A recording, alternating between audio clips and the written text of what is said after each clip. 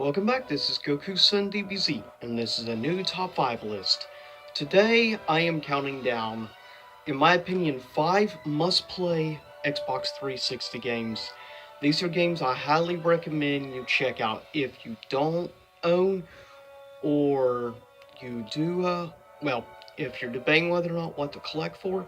These are just my suggestions of games you should buy or at the very least, try out. And this is the first honorable mention.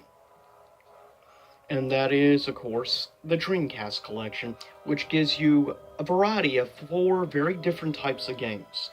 First, you have, of course, the fishing game, which I've gone by playing because I don't care much for fishing games, to be honest. Next up, we have, of course, Space Channel 5 on it, which is a good, rhythm music type game. It's very interesting, to say the least. Then you have, in my opinion, maybe the best Sonic game in the whole franchise, Sonic Adventures. And last but not least on this awesome selection list, the always fun Crazy Taxi, with great music from the band The Offspring. Next up, honorable mention, in my opinion, is the best version of Dead or Alive 5 to play last gen, and that is Dead or Alive 5 Ultimate. It's definitely the best version since you do get extra bonus characters in this version of the game. And to be honest, I've been, for the most part, except for the most recent updated version, I do play on PS4, but for years I've been playing Dead or Alive on Xbox, so I feel if you are a fighting gamer, or even if you're not a fighting game person, this is a game I highly recommend you can get for a good price now on the 360. And since you get as much content as possible on this version for past gen, it's better getting this than the base version, the vanilla version, if you will. Next honorable mention, I feel, is a highly underrated game, and sadly gets overlooked at a lot by the hardcore fans of just the original few games, or the, whether or not you want to say, the fanboys of the Bungie era. Don't get me wrong, it's not as good as some of those, but still, I feel Halo 4 is highly overlooked, unfortunately, in my personal opinion. And it's definitely worth playing, in all honesty. But I know, each person has their opinion, and this is mine. It's definitely worth a try, especially since you can get this game for under $5. It's definitely worth. Next up is the first of the rebooted Tomb Raider games of honorable mentions, and of course I recommend getting the Game of the Year edition. And yeah, the base version of this game you can probably get for about $4 or $5. This you can still get for like under $10 for the Game of the Year edition, which is worth it since it includes pretty much all the extra content. Last honorable mention, which is incredible, and that is The Witcher 2. I've only played a little bit of it, but I will say it is definitely honorable mention, and it definitely needs to be checked out. If you get a chance, check this out. And yeah, if you are going to play the game, I recommend this version, which you can get for probably under $20. It's definitely worth it, since it includes all the DLC content included. So yeah, this is by far the best version to play, and it's pretty much like a Xbox exclusive. If I remember, this was not released on the PS3, surprisingly. Coming at number 5. And yeah, it's better playing on Xbox One, but if you don't have an Xbox One, I recommend you picking up Timefall. Let me put it this way, how cheap I got this for. I got Timefall from GameStop for like $3. It's is highly undervalued, highly cheap. Yes, it's only multiplayer. I'm not the biggest multiplayer fan, keep in mind, which I've stated in the past in videos, but this is one of the first multiplayer games that actually got me and give it a chance. The game itself is superb, the mechanics are done well, overall the gameplay is solid, and definitely worth your time. I will say that if you like multiplayer shooters, Or even if you don't, but you like first-person shooters, I recommend giving this game a chance. Honestly, it's worth the like 4 bucks for it.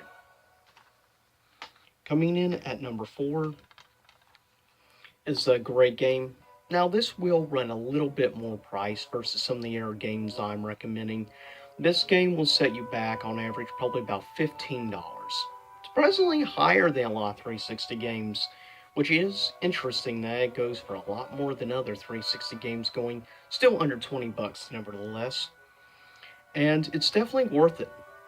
I will say this is definitely a cult classic of past gen.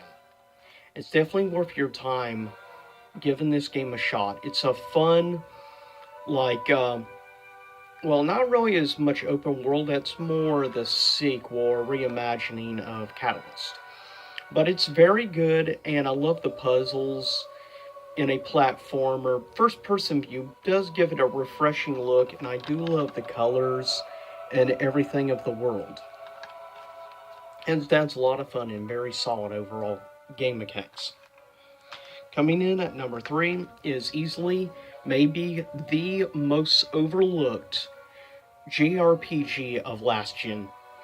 And partially it's because it was an Xbox exclusive. Never got released on any other platforms. That is Lost Odyssey, which had some of the same developers that worked on Final Fantasy VII and Final Fantasy VIII worked on this, and I highly recommend if you get a chance, get this game.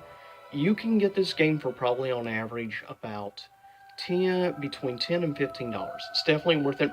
It's a 4-disc game. That's pretty impressive. 4-disc 360 game. Though to be fair, it can't hold as much data on the disc since it's not Blu-ray like the PS3 was. But still, highly amazing game.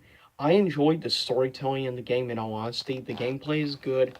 The graphics are honestly good, I feel. And storytelling, it feels like a Square game. But it's not made by Square. It is actually made by Microsoft. So that's an interesting thing. Coming at number 2 is easily probably the best bang for your buck deal. This will set you back on average $15 to $20 on average, give or take. And that's more than worth it, honestly. Like $15 to $20 is super good bargain. Given you're getting the full complete version of Half-Life 2, you're getting the base game with both episodes. So you're getting basically all the DLC included on disc, which more than makes worth the money, let alone including Team Fortress 2, and also, of course, one of my personal favorite, easily my top 5 favorite puzzle games of all time, the original Portal. Maybe number 2, if not number 1 favorite puzzle game of all time. And this is an awesome deal. Team Fortress 2, Half-Life 2, and Valve. Well, and Portal. 3 great titles from Valve. Definitely, if you've never played any of these games or play at least one of them, seriously get it.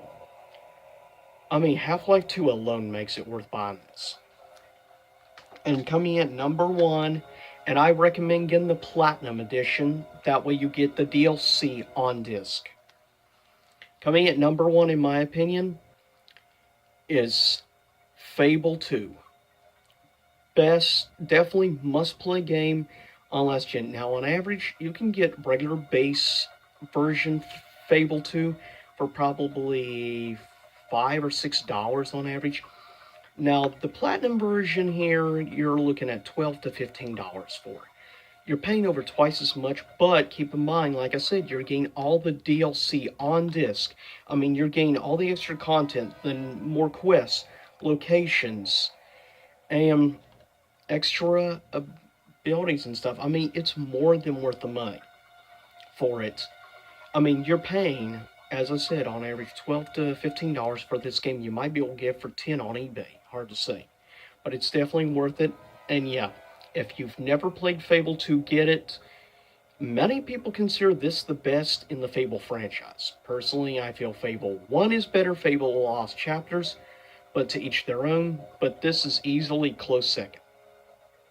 But anyways, I'll see you all next time. Same YouTube time, same YouTube channel, and I've got a couple more game top 5s coming your way. Underrated games for the PS3 and also the PS4. So I'll see you then for that. And I hope you enjoyed the Fable music in the background.